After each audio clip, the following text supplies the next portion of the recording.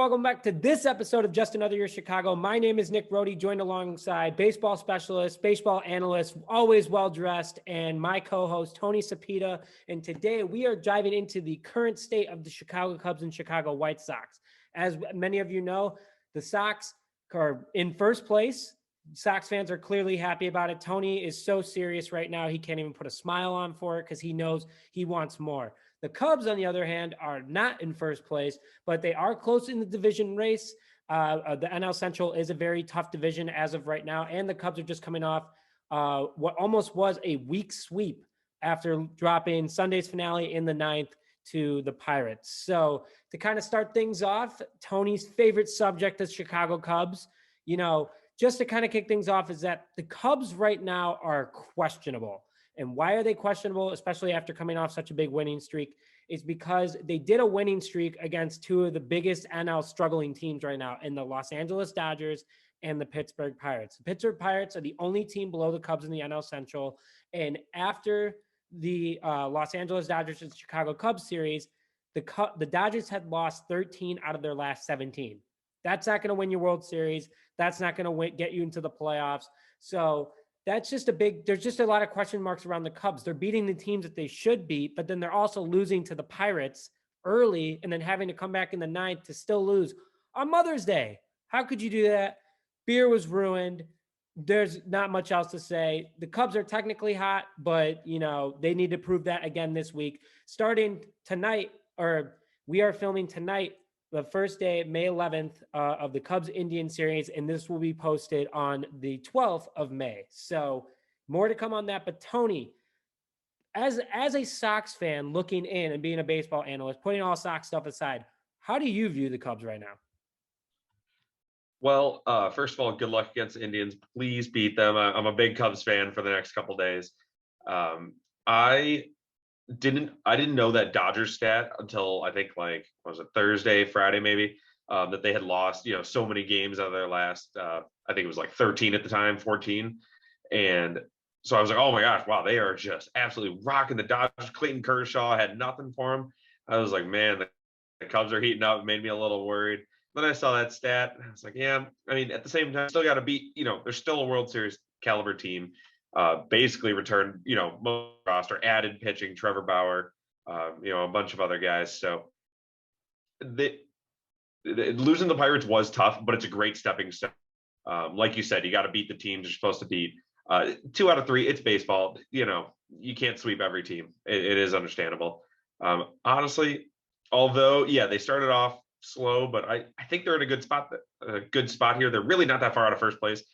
That's the one stat I did look up right before. I know how far the Sox are at first, but I know it's only a couple games, and I mean it's May 11th. Like he had 6 months left to figure it out, and who knows? Maybe still get first place in the Central. So.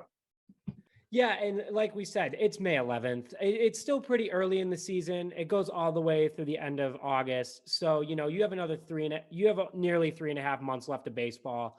And again, a lot of these guys are coming off COVID season. So COVID season was more like spring training on steroids that never really ended. And there was no legitimate playoffs.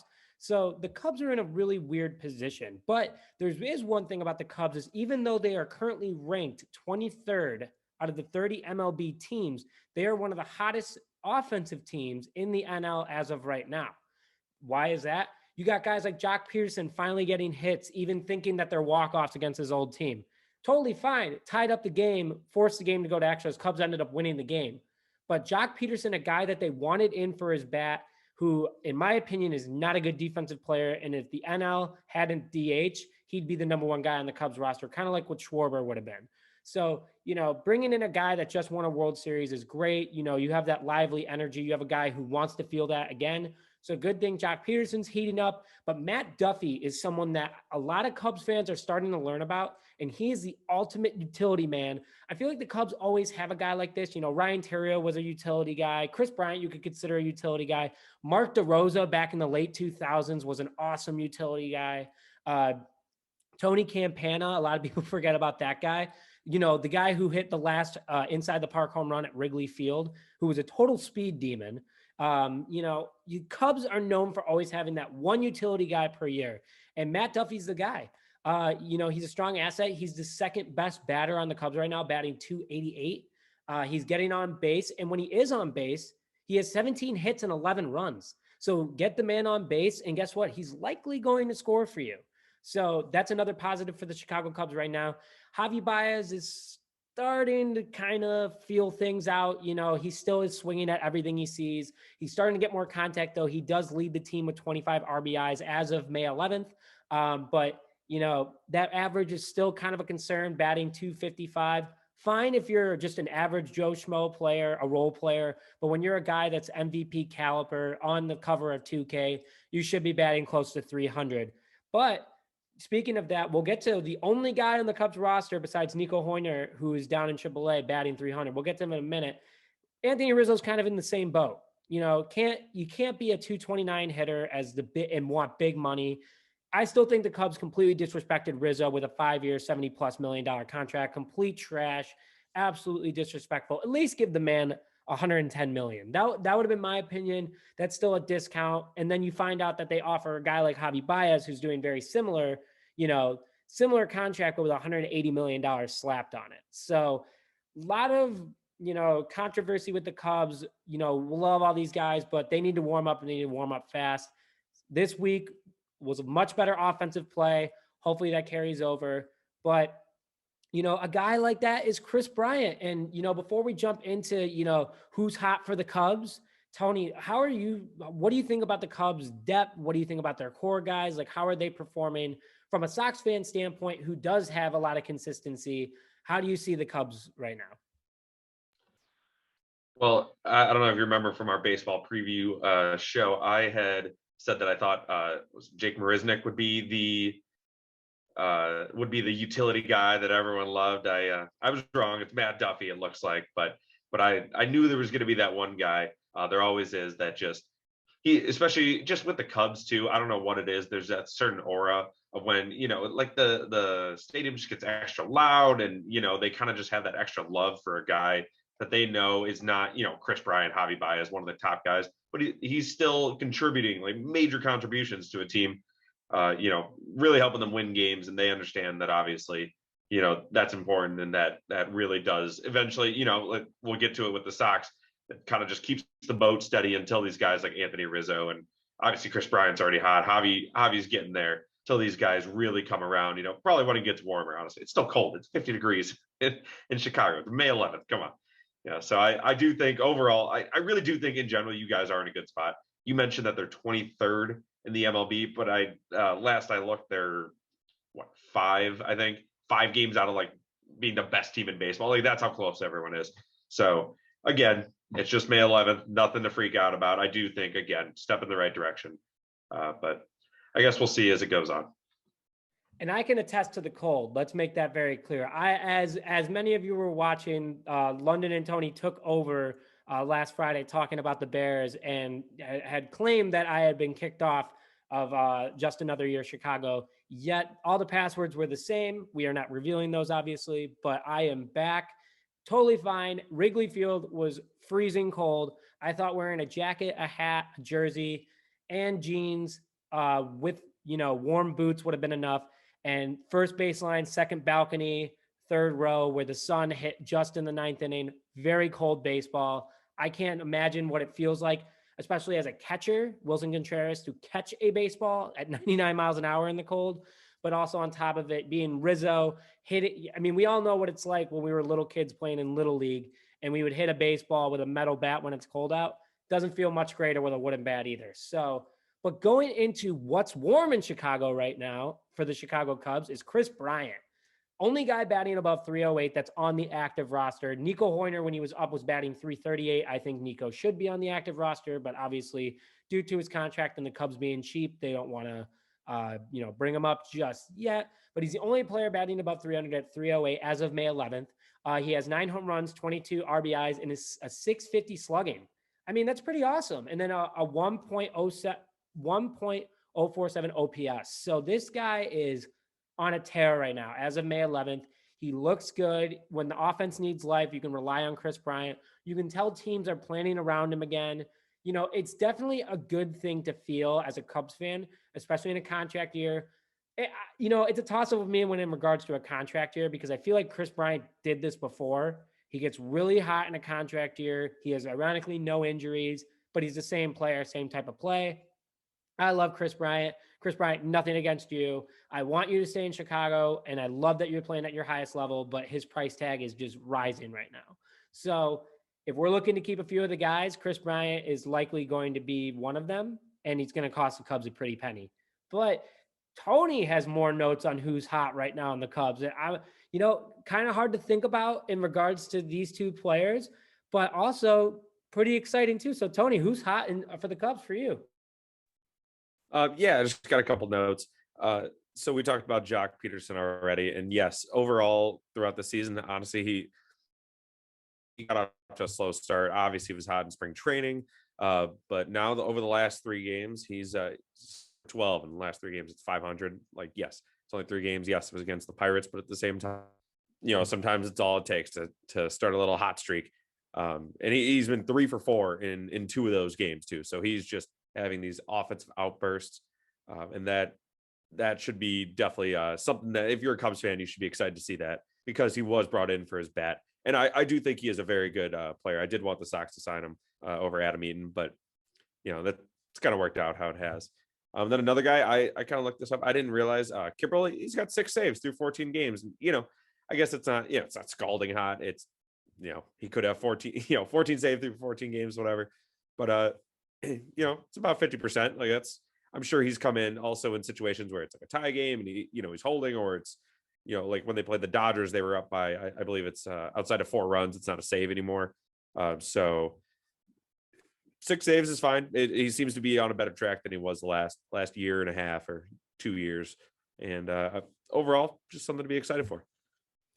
And ironically, with my theme with Kimbrel, contract year. How ironic. But also, he hasn't had a lot of opportunities like you've been saying. The Cubs have played 34 games, and you're saying 14 times. A lot of them have also been holds. A lot of them have also been him being in relief. So those 6 saves, that's a big deal for him. He's starting to finally get his groove in Chicago. Closers can play till they're 45. I don't really care. If it ain't broke, don't fix it. Just don't let it be another Wade Davis situation where we get rid of the best closer in baseball after losing the other best closer in baseball, and then we have no one for a couple years. And Kimbrel was supposed to be the answer. Struggled his first 2 years with the Cubs, but definitely coming out on a better hot streak. But talking about Jock Peterson going to the Sox, we're going to jump into the White Sox right now. Tony, I know the Sox are injured. I know it's annoying, but they're hot, and you can't deny that, being in first place. So give me a rundown of what's going on with the Chicago White Sox. So yeah, like you said, they are just so injured. It's crazy. It's like a new, every starter just kind of tweaks something every day.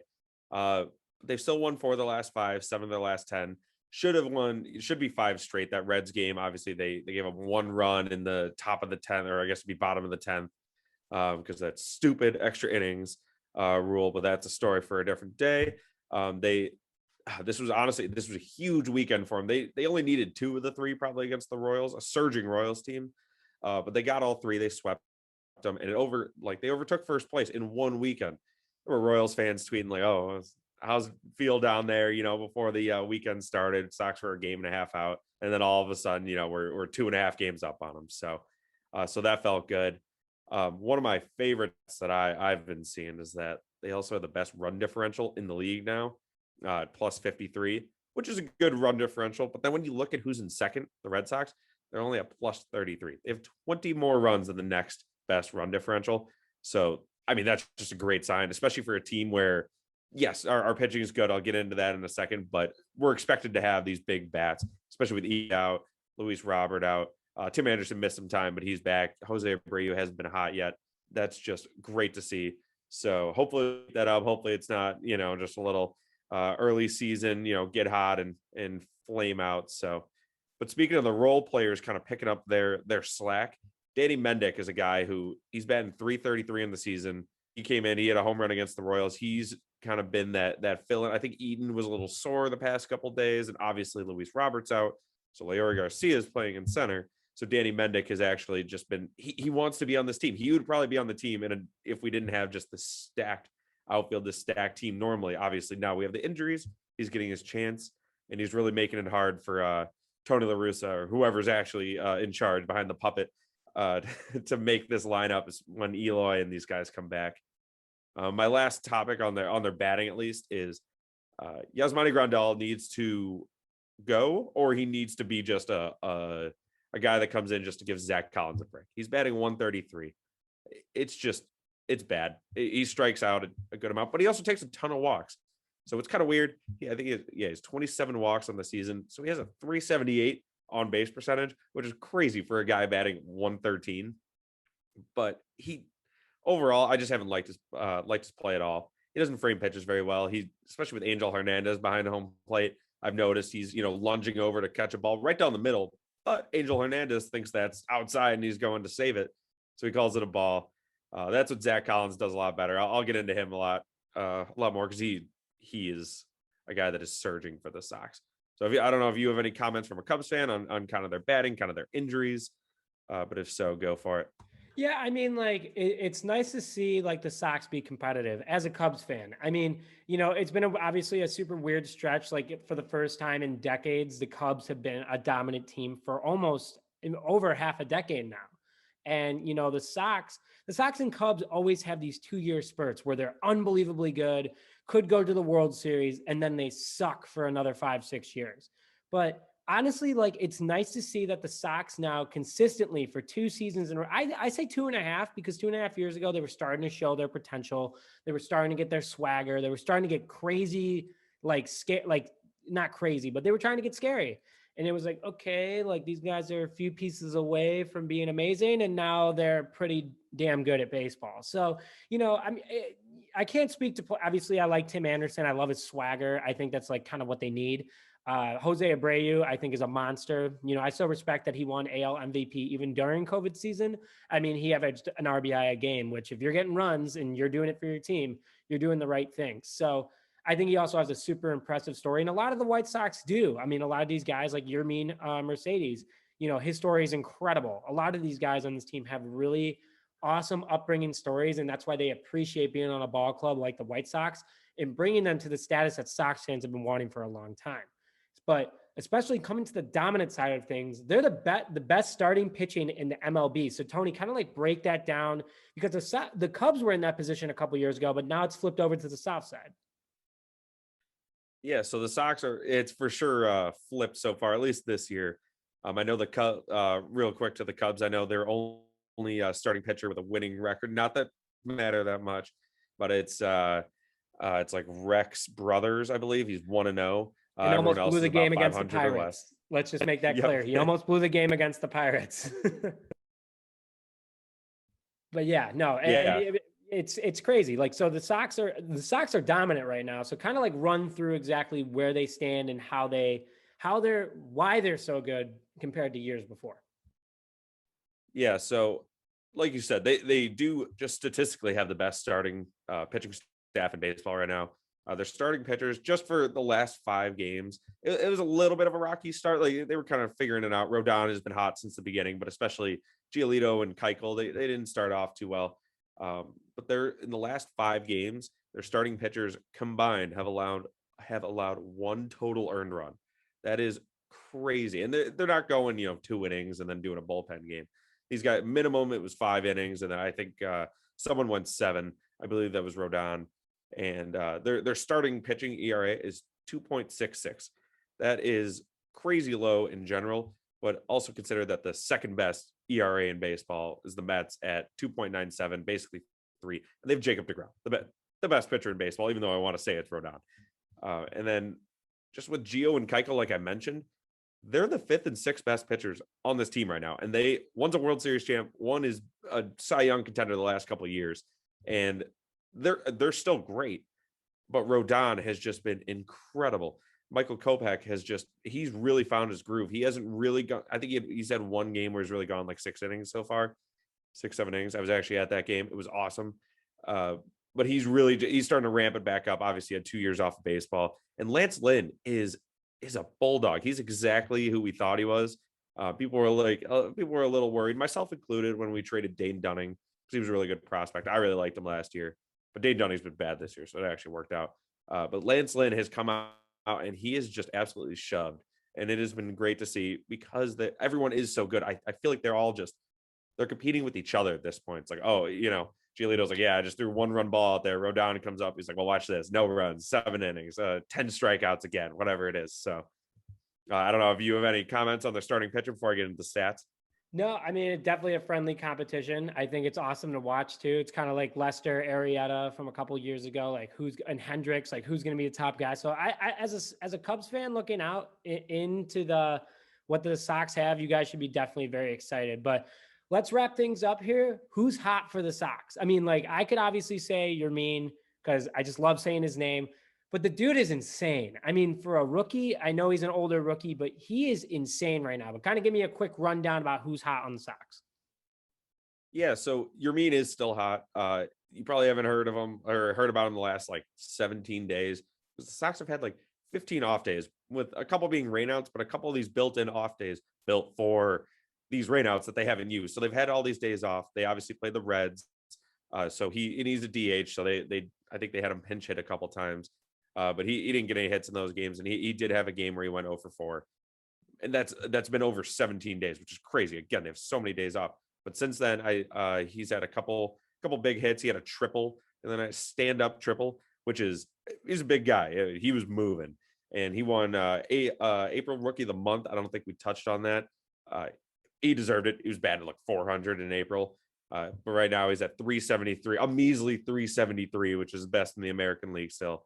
And he's top 3 in adjusted OPS at 183 with an normal OPS of 1.005, which is just incredible. That really is, especially for, like you said, for a guy that has such a cool story for, he was playing Dominican ball for so long. Now he's finally got a shot. You thought maybe it would only last a couple of games. It's still going.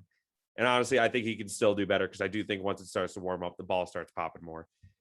So speaking of a guy that's finally started to warm up after he finally gets playing time is Zach Collins. He had been sat a bunch the past couple of years. They had, 5 catchers on the team, but especially the 2 with Grandal and McCann. And he just really was never getting his shot. He'd come in once every month and go 0 for 4, and everyone would be like, oh, well, that's not his fault. He's here. He's the future. I already talked about how Grandal stinks. Zach Collins has a 121 weighted run created plus now, which is above 100 is the average, so it's way above average. Multiple teams have asked if the White Sox would be willing to trade him, which they are not, thankfully. He has 1 total pass ball in the season, which means he's just doing a great job of blocking pitches in the dirt. And I couldn't find a frame rate, but he frames the ball so well. He has gotten his starting pitchers so many strikes. It was big for that Rodon no-hitter. Overall, just he's the future. He's here. And Jose Abreu, another guy who he was the future and he still is. Like, honestly, I don't think he's ever going to quit. He quietly has like 6 home runs, which I didn't realize. I thought he only had 2 or 3.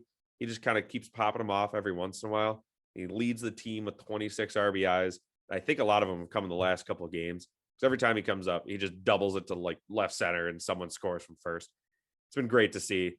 And another guy, the last guy I'll touch on, Carlos Rodon. I could have touched on any of the starting pitchers. Michael Kopech's doing awesome. He has basically a 1 ERA. Obviously, Lance Lynn's doing great, but Carlos Rodon has a 0.58 ERA, 44 strikeouts over 31 innings, just 12.8, nearly 13 strikeouts per 9 innings, which is if someone has 13 strikeouts in a game, that's insane. Imagine averaging that. So he's 5-0. Pitcher wins. I know people don't love to see, but 5-0 is 5-0. And he's a Cy Young contender, if not the number 1 Cy Young candidate right now. Yes, you can make other arguments that obviously the name recognition for some of these other guys like Shane Bieber, they should maybe get it. But I mean, the dude is just absolutely shoving, and it doesn't seem like he's slowing down anytime soon. Stats don't lie, and that's super impressive. I mean, that's like, and now we're in regular baseball, so like there are distractions, there are fans in most of the stadiums. I mean, it's super impressive for a guy that, again, almost didn't even sign with them. So, super exciting news. But, with that, a lot coming out of Chicago baseball right now. Super exciting time. Summer is warming up along with the Cubs and the Sox. So with that, Thank you very much for joining us for this episode of Just Another Year Chicago. My name is Nick Brody, joined alongside baseball analyst, always well-dressed, and my co-host, Tony Sapita, and we will see you guys next time.